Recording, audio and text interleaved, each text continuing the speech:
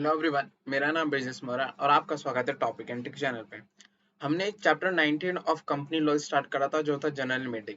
हमने इसमें पहली सेकंड वीडियो बना दी थी। इट मींस हमने सेक्शन 98 से सेक्शन 115 तक कंप्लीट कर दिए थे। अब बात करते हैं section 101 subsection 3, notice of every meeting of the company must be given to. अब हमने जो सेक्शन स्टार्ट करा था 101 जो था नोटिस के बारे में, उसके हम पढ़ेंगे सेक्शन 101 सबसेक्शन 3 से। चलिए स्टार्ट करते हैं। पर्सन एंटाइटल्ड टू रिसीव, कौन कौन से पर्सन के पास पावर है कि और कौन कौन से पर्सन के पास अधिकार है कि वो नोटिस रिसीव करे, उसकी बात करेंगे। In term of section 103 subsection 101 subsection 3, notice of every meeting of a company must be given to every member of a company, legal representative of any delegate member, assignee of the insolvent auditor or auditors of the company, and every director of a company. Every member, जितने भी company के member हैं जिनका नाम भी register of members में लिखा हुआ है, वो मेंबर्स के पास एंटाइटल्ड है कि वो रिसीव करे नोटिस। देन लीगल रिप्रेजेंटेटिव, अगर किसी मेंबर की डेथ हो गई है तो उसका लीगल रिप्रेजेंटेटिव एक्सेप्ट कर सकता है या रिसीव कर सकता है नोटिस। देन असाइनी, अगर कोई इंसॉल्वेंट मेंबर है तो जो उसने असाइनी है वो उसके पास पावर है कि वो रिसीव करेगा notice. Second, auditor and auditor, जितनी भी कंपनी के ऑडिटर या फिर ऑडिटर्स हैं उनके पास पावर है कि वो रिसीव करे। And third is every director of a company. Now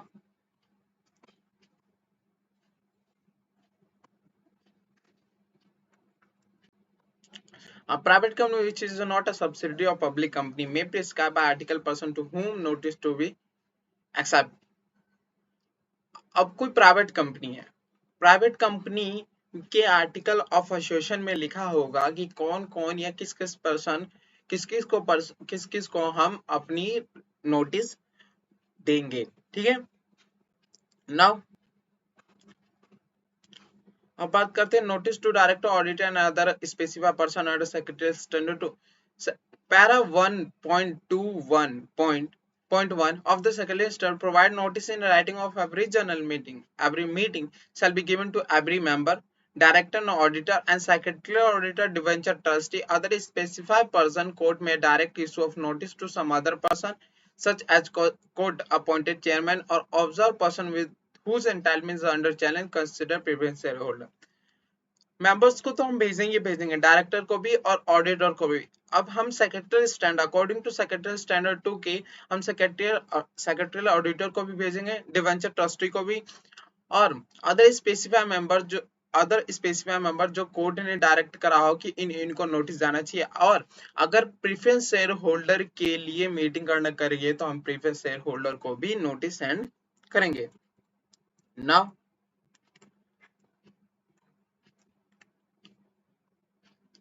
अगर अब बात करते पैरा 1.2.1 ऑफ सेकेंड स्टैंडर्ड 1, अगर किसी कंपनी में किसी मेंबर की डेथ हो जाती है और डेथ होने की वो कोई भी नोटिस या कोई भी इंटीमेशन रिसीव करता है तो किस लोग को वो नोटिस देगा।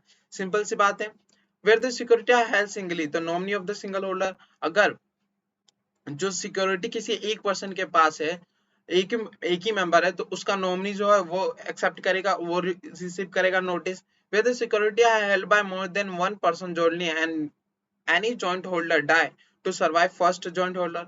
अगर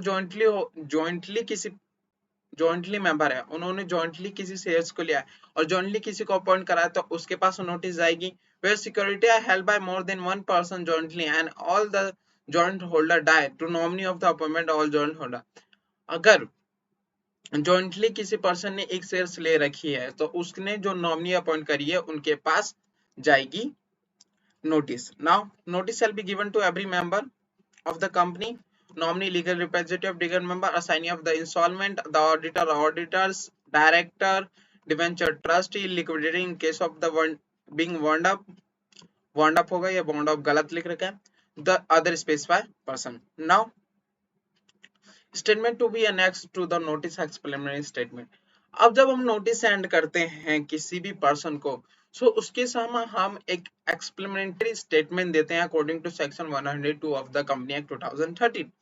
अब एक्सप्लेमेंट्री स्टेटमेंट में require that a statement dealing with the material fact of the business to be transacted as special business annexed to the notice of the general meeting.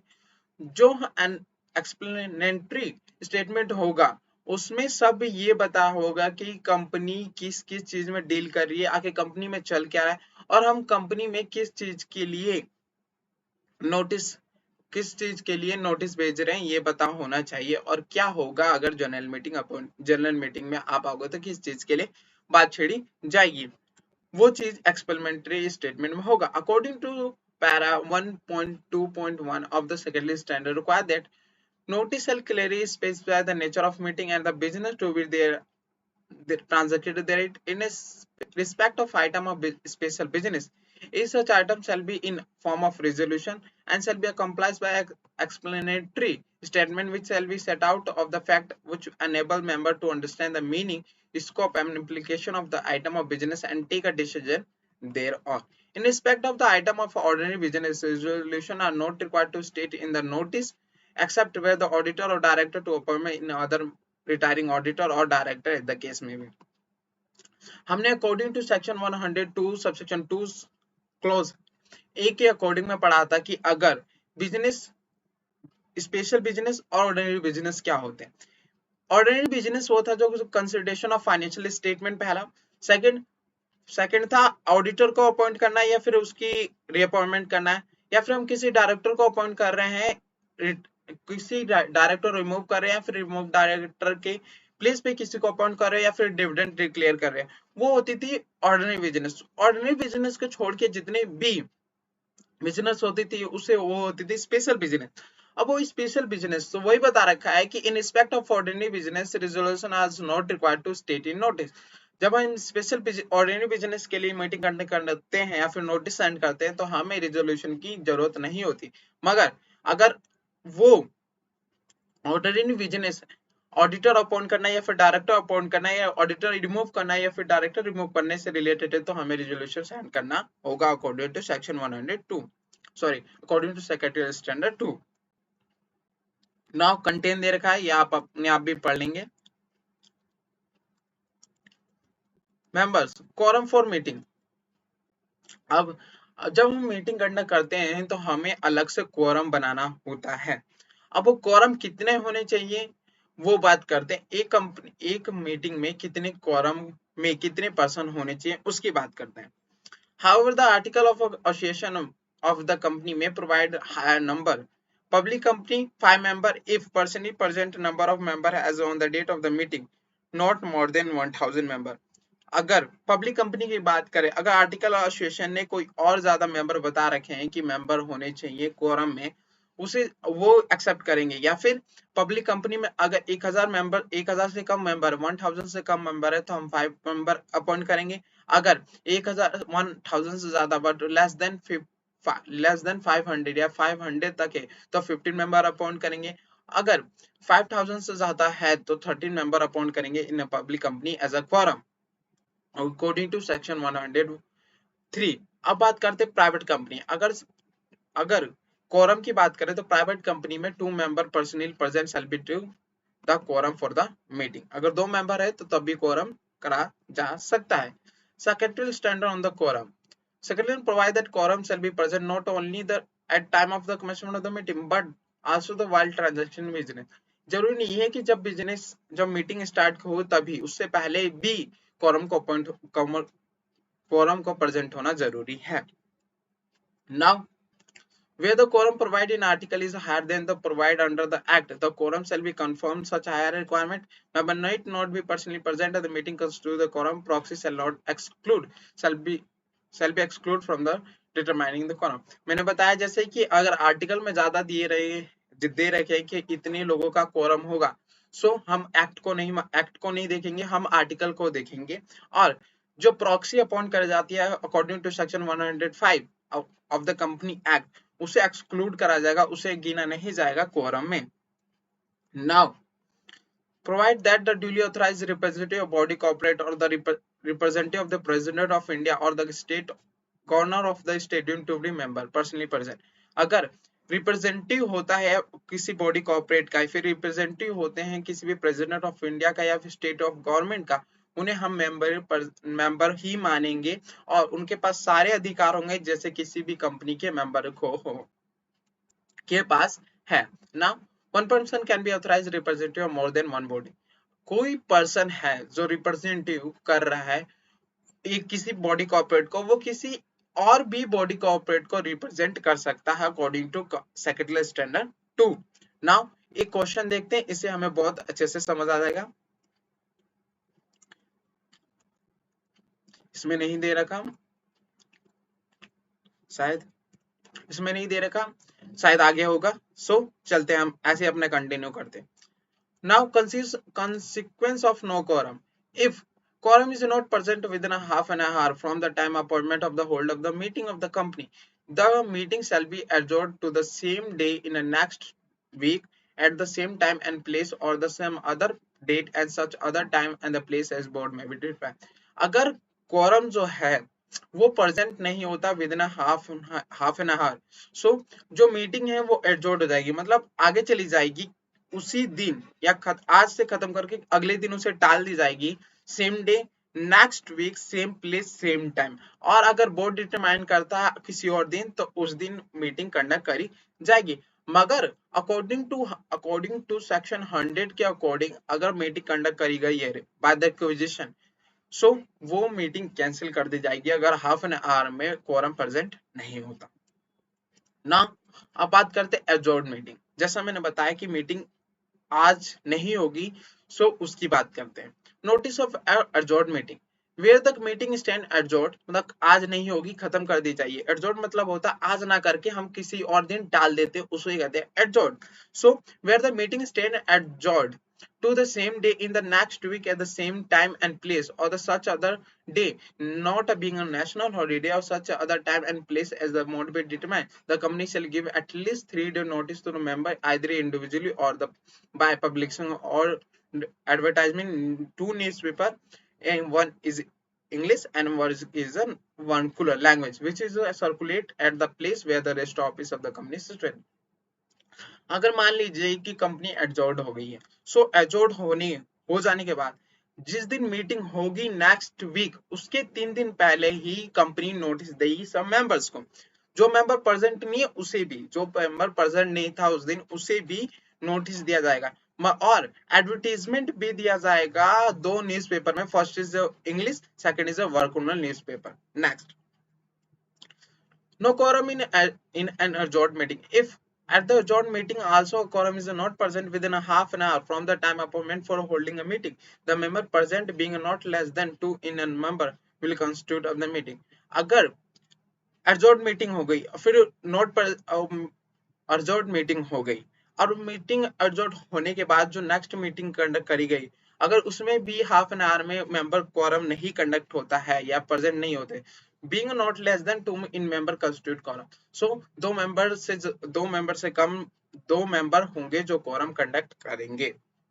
Now para 50 of the second instance provide that duly convened meeting shall not be adjourned unless the circumstances so warrant. The chairman may adjourn a meeting with the consent of the member at the which quorum is present and shall be adjourned a meeting so directed by the member.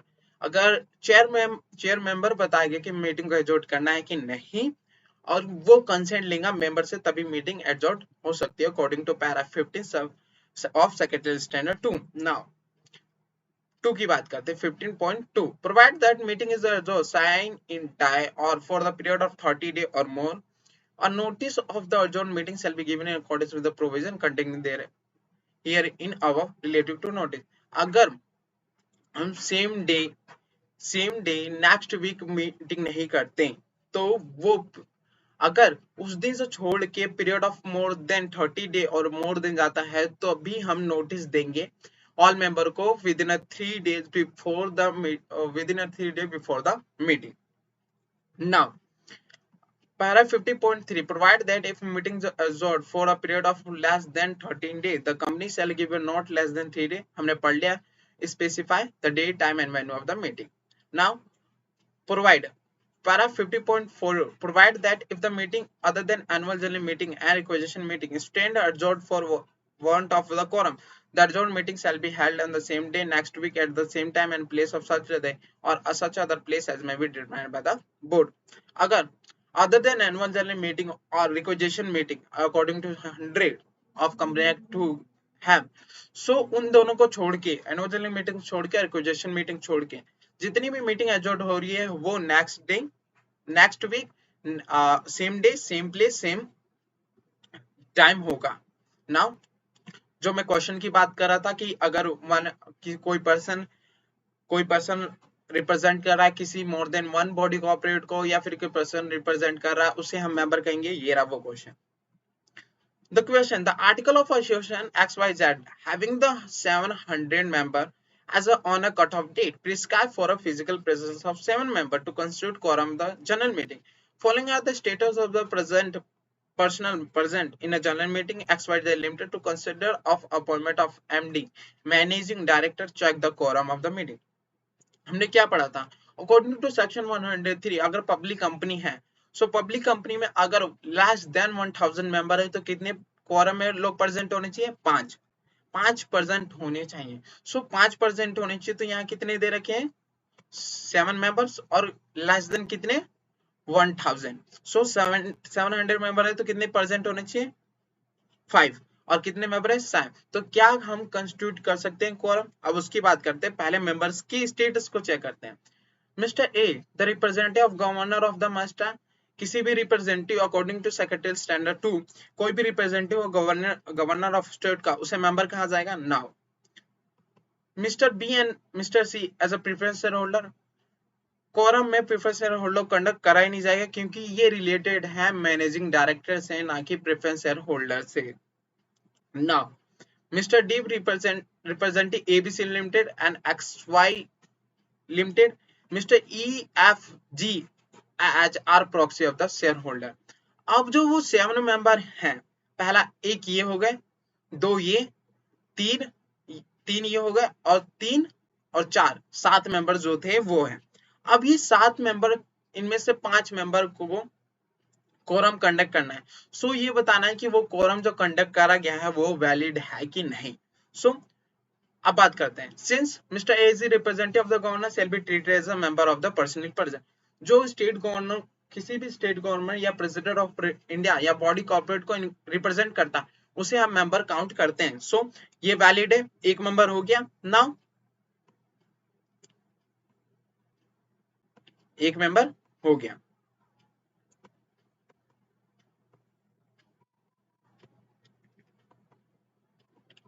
अब बात करते हैं. Mr. B and Mr. C are preference shareholder.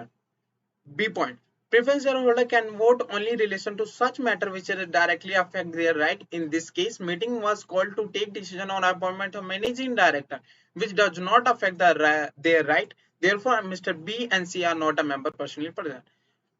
क्या बोलते हैं कि एक meeting या फिर प्रेफरेंस होल्डर तभी वोट दे सकते हैं किसी मेंबर में जब उनकी राइट्स को अफेक्ट करा जाए तभी वो वोट कर सकते हैं. सो यहाँ पर ये मेंबर काउंट होंगे नहीं क्योंकि किसी अपॉइंटमेंट ऑफ मैनेजिंग डायरेक्टर से इनकी राइट को कोई भी नुकसान नहीं होने कोई भी अफेक्ट नहीं पड़ने वाला इसलिए ये मेंबर्स में नहीं गिने जाएंगे. सो हमारे 2 मेंबर कम होंगे 7 में से. Now mister D representing ABC limited. अब हमने पढ़ा था कि कोई एक पर्सन एक से ज्यादा किसी भी बॉडी कॉर्पोरेट को रिप्रेजेंट कर सकता है उसे भी मेंबर हेल्ड करा काउंट करा जाएगा. तो डी जो हैं वो हैं 2 पर्सन 2 कंपनी को प्रेजेंट करें तो ये इसका मतलब वो 2 मेंबर गिने जाएंगे. इट मींस 2 और जोड़ लेंगे हम इसमें. नाउ अब बात करते proxy. Mister E and F G H are proxy of share holder. According to Secretary Standard 2, proxy shall be excluded from the general meeting या फिर quorum. अगर हम प्रॉक्सी हैं उनको लेके हम कंस्टिट्यूट नहीं करेंगे जनरल मीटिंग और sorry quorum according to section 193 और सेक्रेटरी स्टैंडर्ड 2. सो ये भी नहीं गिने जाएंगे quorum में. इट मींस कितने मेंबर हो गए हमारे 3 और हमें चाहिए कितने मेंबर थे 5 अगर less than 1000 member. So check the quorum of the meeting, ये मीटिंग जो करी गई है वो quorum प्रेजेंट नहीं है सही तरीके से और वैलिड नहीं है. So from the above analysis it can be concluded that only 3 members are personally present and they do not constitute proper quorum as fixed by the company. The quorum required in respect of general meeting of the member 5 members personally present. So in case of total member is less than 100 and quorum can be increased by the article of association. So ये member conduct अरे so ये 3 member valid quorum नहीं conduct कर सकते, so इसलिए meeting नहीं होगी. Now resolution passed at adjourned meeting as per section 116, where the resolution passed at adjourned meeting of the company or the holder of class of shares in a company or board of director, the resolution shall be treated as passed on the day it was actually passed on and not on earlier day. जिस दिन पास हुआ है, अगर कोई meeting एडजॉर्ट हो गई है वो नेक्स्ट वीक सेंड कर दीजिए, नेक्स्ट वीक हेल्ड होगी. सो जिस दिन हेल्ड होगी उसी दिन वो मीटिंग कही जाएगी. Now chairperson of the meeting, unless the article of company otherwise provide the member personally present at the meeting shall be elect one themselves to be chairperson thereof so of hand. According to section 115 किसी भी meeting में एक chairperson appoint करना compulsory होता है या फिर एक चेयरपर्सन कंपलसरी होगा. चेयरपर्सन जो होगा मीटिंग का वो मेंबर जितने भी प्रेजेंट है वो अपने शो ऑफ हैंड करके किसी एक पर्सन को मेंबर इलेक्ट करेंगे. Now according to secretary standard on appointment of and role of chairperson, if the chairperson not present within 15 minutes after a day of appointment, time of appointment for holding the meeting, अगर 15 minutes within 15 minutes के अंदर किसी भी member chairperson नहीं हुए, appointment नहीं हुए, time appointment for the holding में प्रेजेंट नहीं हुए, so or if he is unwilling to act as a chairperson of the meeting, if no director has so be designated, the director present at the meeting shall elect one themselves chairperson of the meeting. अगर director present नहीं हुए with in 15 minutes और अगर director चाहते हैं और अगर person चाहते ही नहीं है कि मैं एज अ चेयरपर्सन एक्ट करूं, सो जितने भी डायरेक्टर हैं वो आपस में किसी एक पर्सन को अपॉइंट करेंगे as a chairperson. Now if no director is present within 15 minutes after the time appointment for the holding of the meeting, no director is willing to take the chairperson, member present shall elect on a show of hand on themselves the chairperson of the meeting unless the otherwise provided in article. अगर director भी नहीं चाहता है कि मैं act करूं as a chairperson और with in 15 minutes के अंदर वो अपॉइंट नहीं प्रेजेंट हुआ, सो जितने भी मेंबर है वो अपनी शो ऑफ हैंड करके किसी वन पर्सन को अपॉइंट करेंगे एज अ चेयरपर्सन. और अगर आर्टिकल में कुछ और दिया तो उस तरीके से हम चेयरपर्सन को अपॉइंट करेंगे. ये बता रखा है second para 5 of secondary standard 2.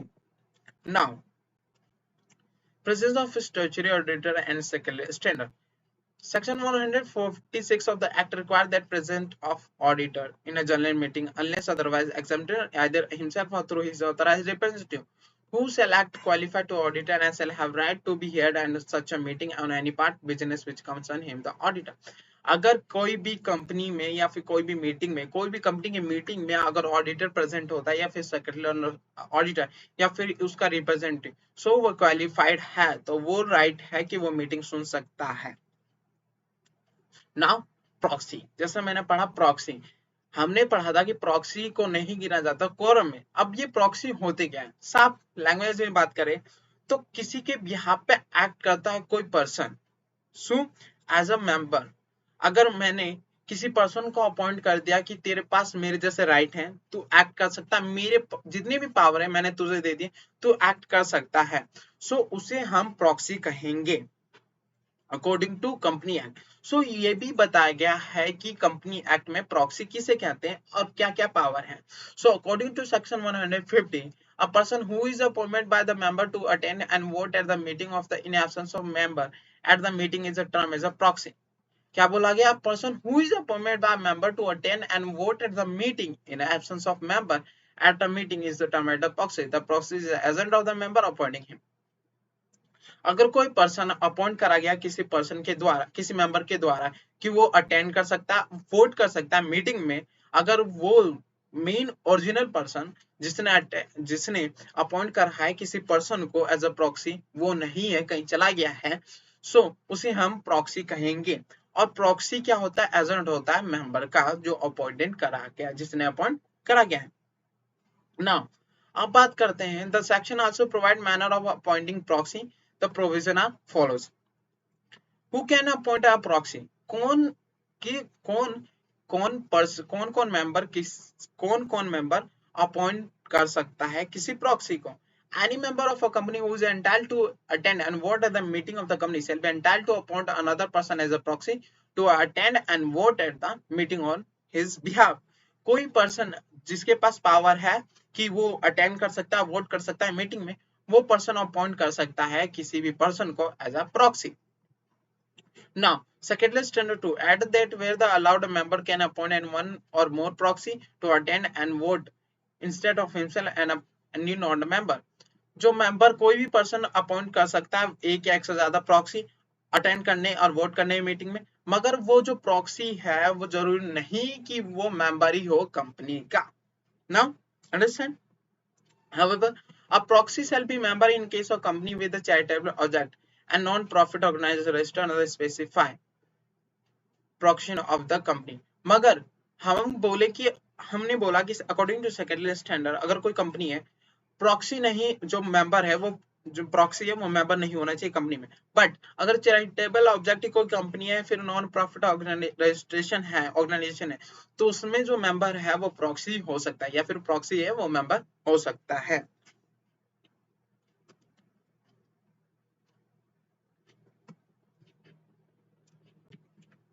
So now a proxy can act on behalf of a member not exceeding 50 and holding in the aggregate not more than 10% of the total share capital of a company carrying voting right।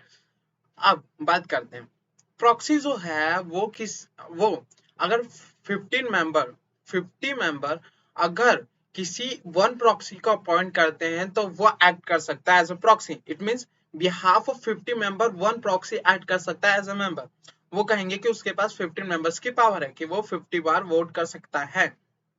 अगर और या फिर 10%, अगर मान ले कि एक person के पास 10% टोटल शेयर कैपिटल है, सो वो केवल एक ही, और जो प्रॉक्सी उसने अपॉइंट करा है वो एक ही प्रॉक्सी, वो पर्सन जिसके पास 10% of paid up share capital है, टोटल क्या शेयर कैपिटल है, वो केवल एक ही पर्सन के थ्रू बिहाफ पे एक्ट कर सकता है।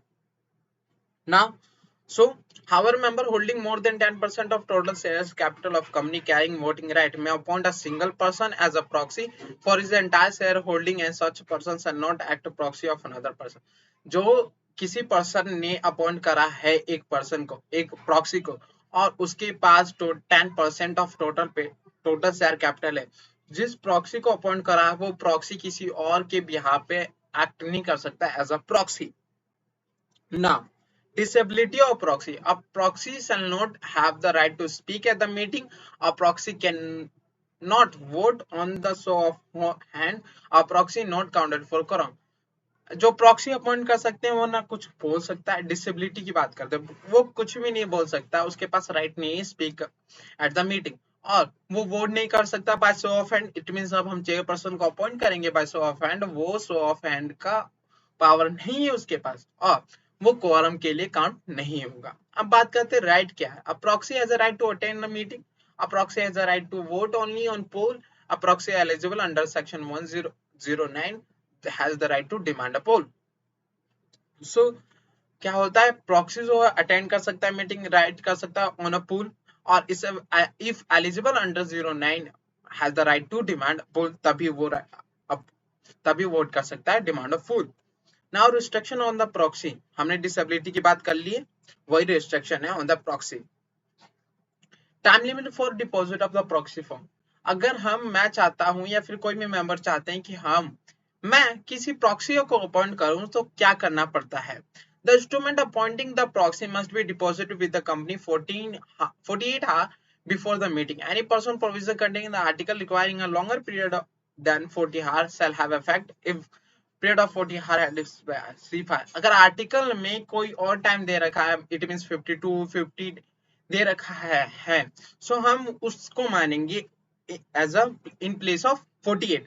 मगर according to company act 48 hour before the meeting, जब मीटिंग कंडक्ट होने वाली है उससे 48 आवर पहले जो मेंबर अपॉइंट करना चाहते हैं प्रॉक्सी को, वो बता देंगे कंपनी को कि मैं किसी पर्सन को अपॉइंट करने जा रहा हूं as a proxy. Now other provision in secondary standard, deposit of proxy provided shall be deposited with the company other person through post not later than 48 hours, हमने पढ़ लिया।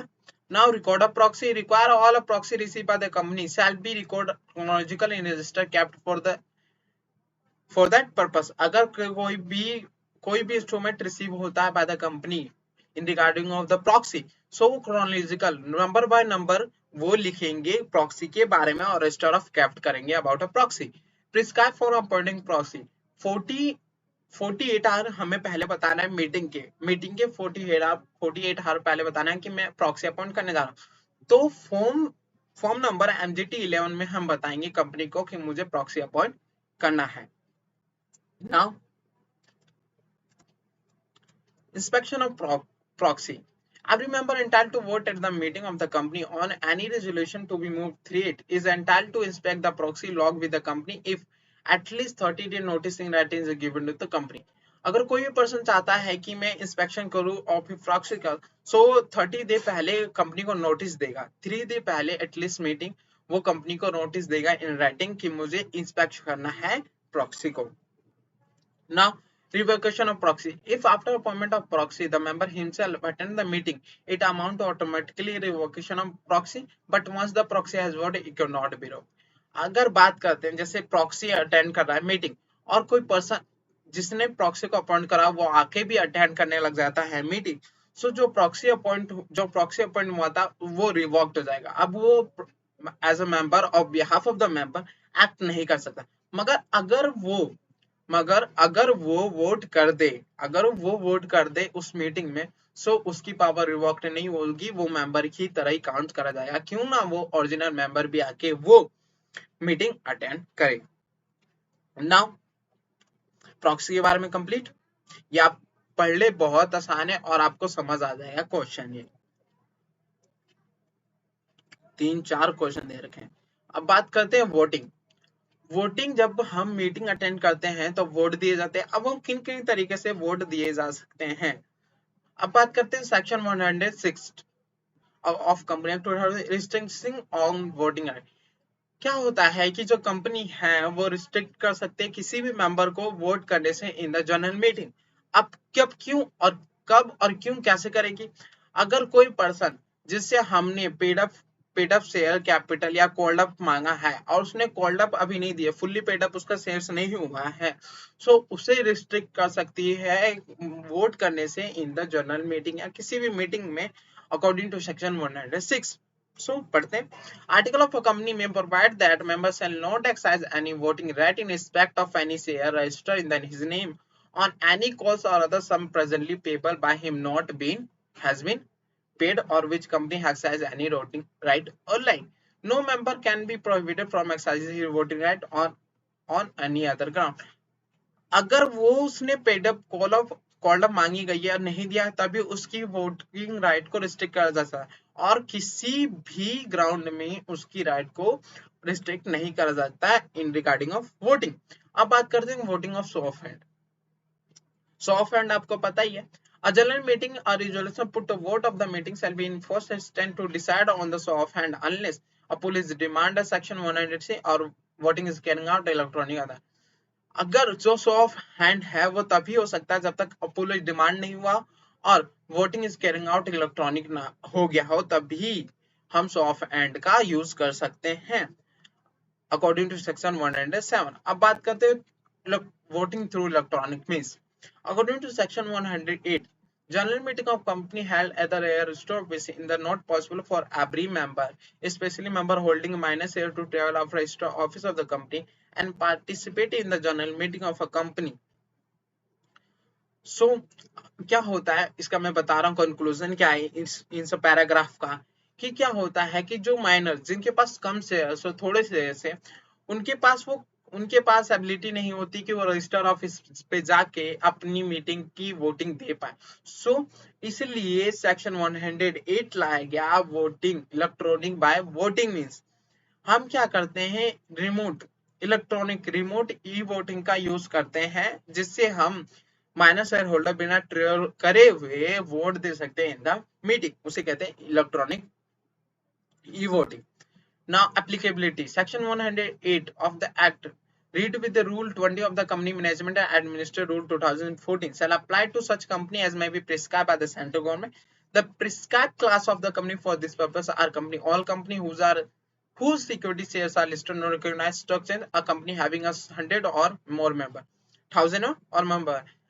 जो सेंट्रल गवर्नमेंट ने कहा गया है, बोला है कि ये कंपनी तो इलेक्ट्रॉनिक वोटिंग चलाई ही चलाएगी, मगर अगर किसी कंपनी की शेयर्स लिस्टेड है on the recognised stock exchange, वो भी प्रोवाइड करेगी इलेक्ट्रॉनिक वोटिंग राइट्स। और किसी कंपनी में 100,000 या 1000 से ज्यादा मेंबर्स हैं, वो भी प्रोवाइड करेगी electronic voting rights according to section 108। However, the provision of section 108 of not applied to Nidhi or enterprise or institutional investor referred to in chapter 10B company listed or the SME small and medium exchange।